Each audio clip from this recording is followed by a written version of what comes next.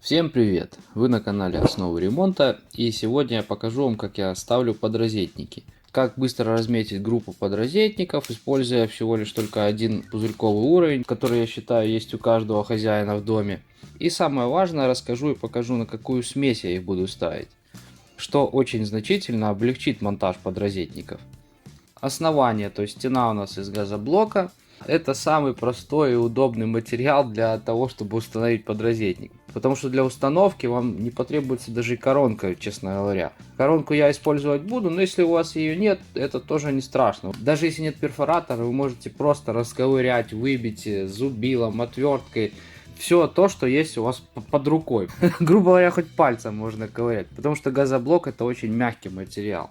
Подрозетники, обратите внимание, должны быть сборные, то есть у них, давайте простыми словами буду объяснять, сбоку видите такие фиксаторы есть, то есть мы их можем собрать, зафиксировать. С такими подрозетниками будет намного проще работать.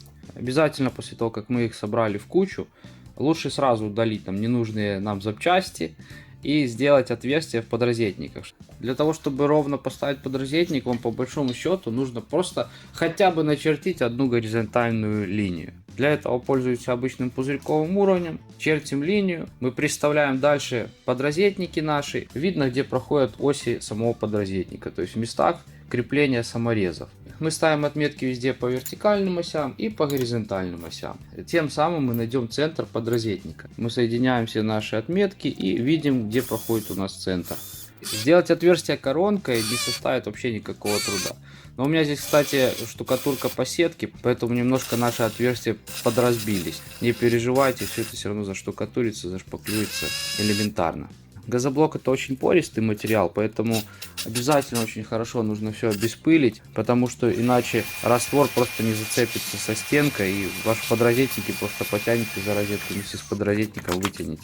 Поэтому у кого есть пылесос, пылесосим, у кого нет, просто кисточкой выметаем и хорошенечко все это мы грунтуем. После грунтовки нужно дать какое-то время, хотя бы час, полчаса, чтобы это все подсохло. А можно, в принципе, и не давать. Я думаю, что ничего страшного не будет. У нас здесь не объемы какие-то мы шпаклюем, штукатурим, где нужно выжидать все эти процессы. Здесь подрозетник. Я думаю, что это будет не критично, если вы погрунтуете, через 5 минут уже будете монтировать подрозетник.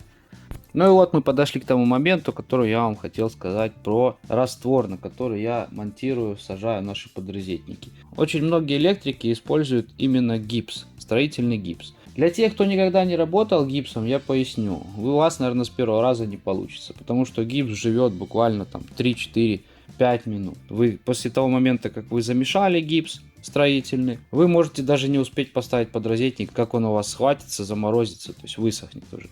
Гипс уже будет непригоден к работе, потеряете лишнюю минуту-две, считайте, что можно выбивать назад подрозетник, замешивать заново гипс и заново монтировать. Поэтому для тех, кто никогда не работал гипсом, я рекомендую ставить подрозетники на ротбанд, обычная гипсовая штукатурка. Не обязательно это ротбанд, скажем так, гипсовая штукатурка. Я лично именно строительным гипсом вообще никогда не пользуюсь. Мне не нравится, потому что успеваешь поставить реально один подрозетник. Ну или группу сразу 3-4-5 подрозетников. То есть одну точку. Успеваешь от замеса до монтажа подрозетника поставить только одну точку. Поэтому я готовлю сразу несколько отверстий, замешиваю гипсовую штукатурку и ставлю. Хоть 10 точек, хоть 15, хоть 20. Потому что гипсовая штукатурка у нас живет как минимум 1,5-2 часа. Ну и сами представьте за 2 часа, сколько можно поставить этих подрозетников.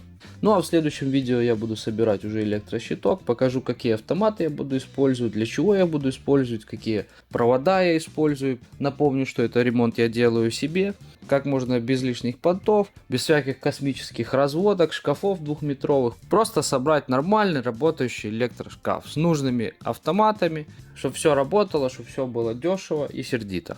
Как всегда, за видео ставим лайк. Кто не подписался на канал, жмем на колокольчик. Всем спасибо, всем пока.